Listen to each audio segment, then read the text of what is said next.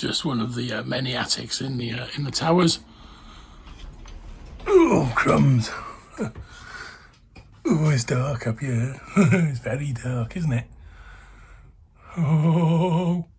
I'm thinking that I was going to get down some copies of Micro Adventure that I'd seen in a carrier bag, and I saw this sticking out the corner.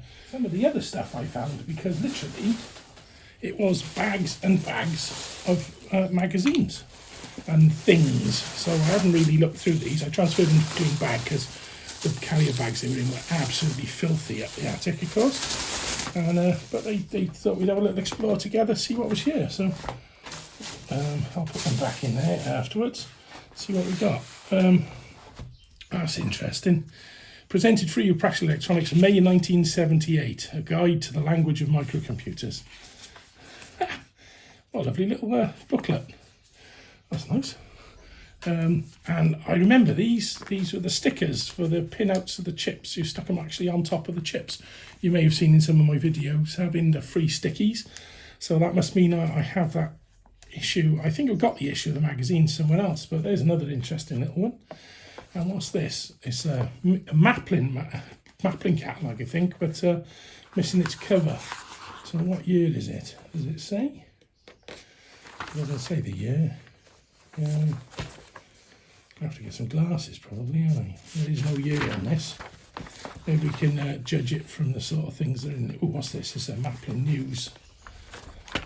Maplin News, November 1982. So this is probably roughly around the 1982 book.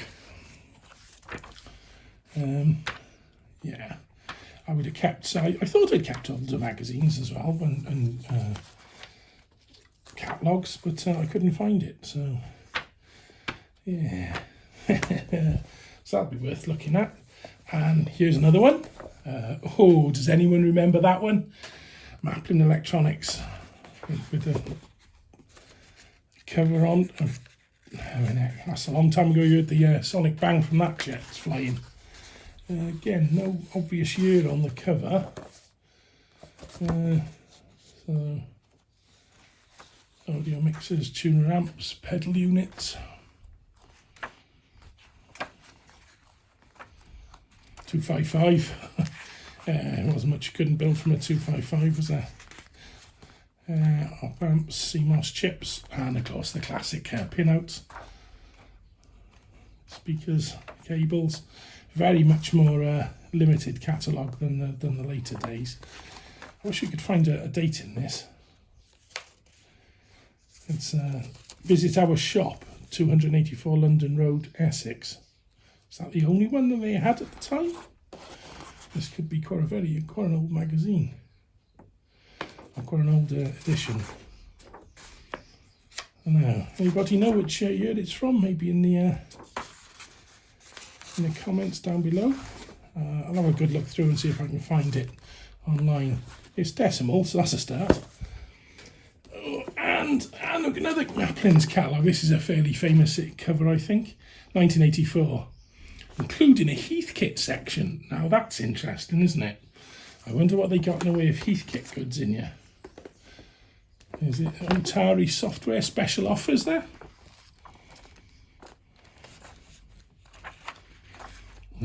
Loads of semiconductors again. Oh, this is great. I'm so pleased I found these. So, pardon if I'm panting a bit. It's quite a heavy trek up and down the attic here. Dragon modem interface and a Dragon I/O port. I've actually got the Dragon I/O port, I think. I wonder what the computer modules they got. VIC-20 talkback, VIC-20 RS-232, and the keyboard I made for the ZX81. I definitely made that keyboard. So that was the one I used the keys for it anyway. And the ZX81 I/O port, which I've got, and the motherboard expansion, which you've seen in the ZX81 video. Sound generator, a ZX81 talkback, ZX81 TV sound and inverse video, Spectrum RS-232 interface, and ZX81 modem interface. So we got quite a few projects in there for computers. I really didn't know they did. Oh, here's all the Heathkits. Look, wow.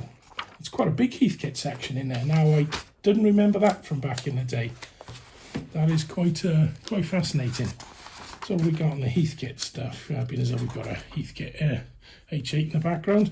The on the table's got to be a bit more limited today, but there we are.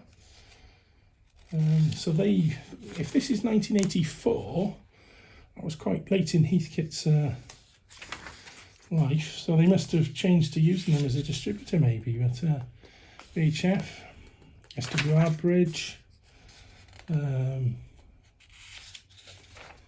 static memory keyer, the classic Heathkit clock.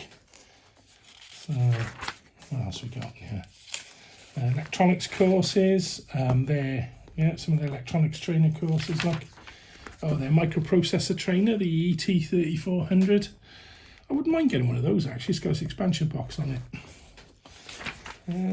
What else we got? Another accessory. Yeah, there's the accessory stuff for it. 16-bit computer trainer and Hero 1, of course, the very famous Heathkit product. Learn Basic, CPM80, computer kits, 16-bit all-in-one, a HS100 series. So quite a bit later than the ones we're looking at. Don't think 8-inch drive still selling. Winchester discs, software starter package. And onto the instruments. This is fascinating stuff, isn't it? 7-segment LEDs.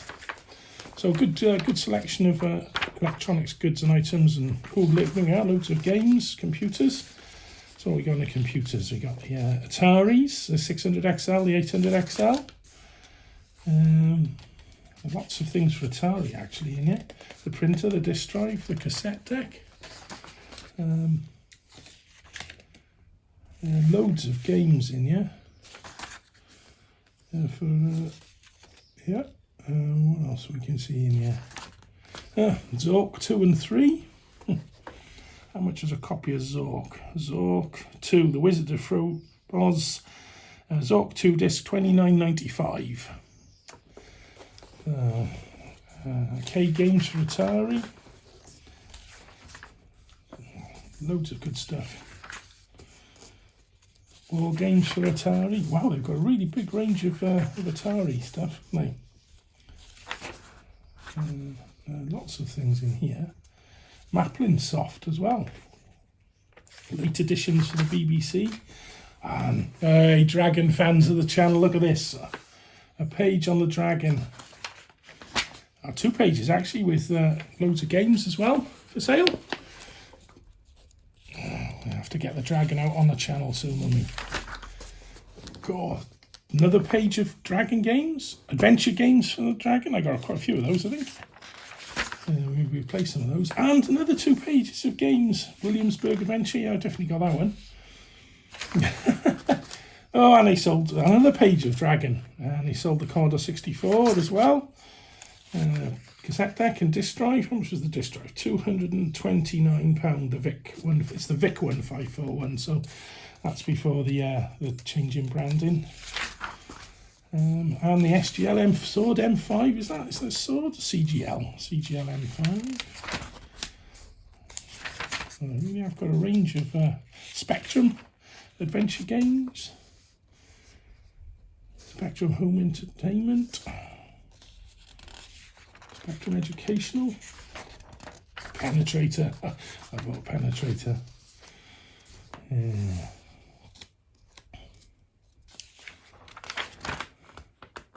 Loads and loads of stuff. Late editions for the Vic 20 as well. So they had a really good range of computing goods, didn't they? This would be worth a really good look through at some point. Now for the fans of the Scrumpy environment, it's not the Scrumpy, but it is the Mentor, the microelectronic mnemonic teaching aid. We've been discussing that on the Vintage Radio Forum, so I expect some eyes will break them on that one. £115 XG28F. Great stuff. What a lovely magazine. I could have a good look through that at some time. And what else have we got here? So, a Marshall's catalogue. Quality electronic components. What year is that? 81. Wow, okay, so it's obviously got a bit of a tear on the front, but good range of various modules. And then order form in the middle. Credit charge, nickel cadmium cells, thyristors, transistors, teletext decoder module, chips, cases, probes, meters. Brilliant. Marshalls from 8081. It's an Electro Value catalogue from 1981. I wonder if any of these are online. It's certainly fun to look through in paper form anyway. So, lots of transformers. Electro Value was always a good supplier of knobs and hardware, I think, if I remember correctly.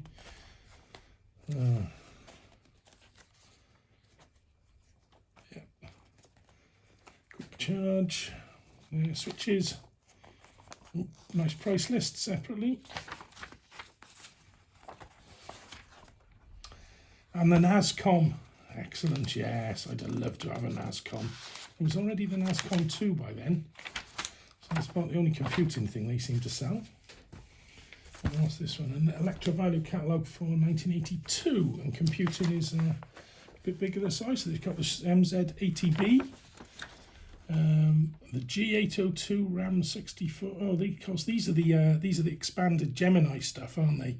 That went with the Nascom at a later date. So I haven't looked through these. You really are seeing my first reaction. A Kenilworth case for the Nascom. Great stuff. The Nascom imp printer. Nice Gemini case. So this is the machine that grew out of the Nascom 2. Still selling the Nascom 1, are they? Yeah, brief spec. No prices in here, of course you have a separate price list, don't you? So I've still got the Nascom 1. And of course all the components.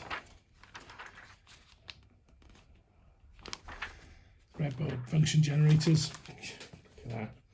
And what we got here. The Rhythm Method of Morse Tuition. The Handy Shop Croydon Beginners Course. Looks like a photocopy. My dad pirating books. What's this now? Digital Design Handbook feature. Obviously pulled out of a magazine. Looks useful. 555 ETI timer applications. Very useful. And ETI data supplement. So this is all... Oh, this handy little booklet, look, with all sorts of common transistor and FET characteristics. Rectifiers and diodes, microprocessor glossary, tri-state description of logic devices whose outputs may be disabled by placing them in a high impedance state. There's quite a lot of little electronicsy things. Back to basics amplification. Introduction to Logic, part 3. I think this is probably the pieces, yeah, Introduction to Logics. I'll probably pull them out, part 1, part 2, part 3. So I probably didn't keep all the magazines, but I did keep the some of the pull-out sections from it. And Data Supplement part 1, November Hobby Electronics. These are great, and part 2 all stuck together neatly. Oh, these will go in a bit of a preservation list. ETI Circuit Cookbook. It's looking a bit crushed. My hands are getting a bit grubby. I'm going to have to be careful here. What else we got here? What's that one then? Radio Data, 8-page supplement. What's that from? Practical Wireless, December 79. So, useful there. This is probably about the time I was doing my radio amateurs exam, so I probably pulled them all out. Lector Supplement Semiconductors. Where do we go from here?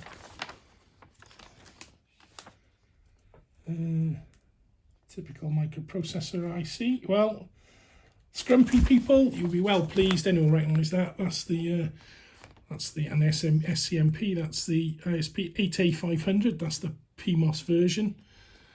So that was the one they used. A very first ones they built out of their own computer, and obviously the Scrumpy for the UK was that. And the later one, the NMOS version. So that's great, little bit of an extra, plus loads of circuit outlets. Plus pinouts for TTL logic. Probably maybe something there that you don't see as often. We'll get that flattened out and get rid of the little bits folding in the corner when it's been stuck in a book. Just get it flattened down and stick it into something else to flatten it a bit. What a little treasure trove, eh? What we got here? BH Component Factors, 1976. Leighton Electronics Centre. Wow. Discontinued. Cracking. Mullard C280 capacitors. Triton fans will know they're the ones that look beautiful on the board. So there's a little bit of a memory lane through all these computer bits, isn't it? So I've got a cracking little catalogue. Portable drawing board, S-Deck and Microdeck. That's we've shown those as well. That's the ones I used. Some circuit diagrams in the back and some pieces. Oh, I'd forgotten these guys even existed. Stevenson Electronics. Oh wow! And there we are. There's the old address of Hawthorne Road. So it's my name, and this remains valid until the 31st of April 1980. Telephone order number on back cover, crushed out. There's their new shop. Yeah, look at that. I remember these. These were brilliant little books. Oh. Yeah, cracking suppliers they were. I used to buy a lot from these guys. Isn't that a lovely little catalogue? Now what we got here now? Oh, Electra Value. Issue number 8, catalogue number 8, issue 3. Is there a year on here? Index? No, it doesn't really say the year.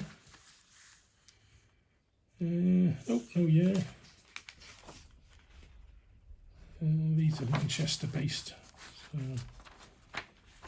lovely little catalogues. Oops, fall into pieces. To keep that one preserved. We got here some loose notes and paper. That's my writing, I think. Yeah. Quad single pole. Yeah. Obviously, some old notes from my my workings. What was I doing here? And calculating some stuff in that circuit. Schmidt triggers. Some photocopied simple CMOS tester. Mark II IC version. Wonder what these are from. Pin connections for regulators.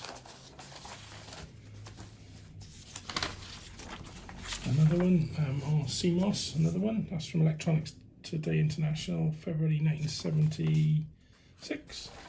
All the ETIs are available on the World Radio. So ETI data sheet again, TTL pinouts. This will be the CMOS one I expect. Yep, the CMOS pinouts. ICs for the experimenter, a supplement. What else we got here? Simple projects for the home 8-page supplement, May 1973. Of course, we had been getting a lamp dimmer, baby alarm, radio alarm clock, tape tuner, water level detector, intercom amplifier.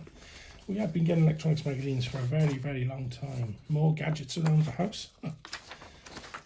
Car devices. I didn't have a car, but my dad did. And this one looks like popular circuits for everybody. Fuzz boxes. And Everyday Electronics, April 1978. A supplement to British Telecommunications Engineering. City and Guilds exam. Oh, there we go. Oh, it was April 1982. Might have been something my dad was sitting. I think he won a note on that one. What's this?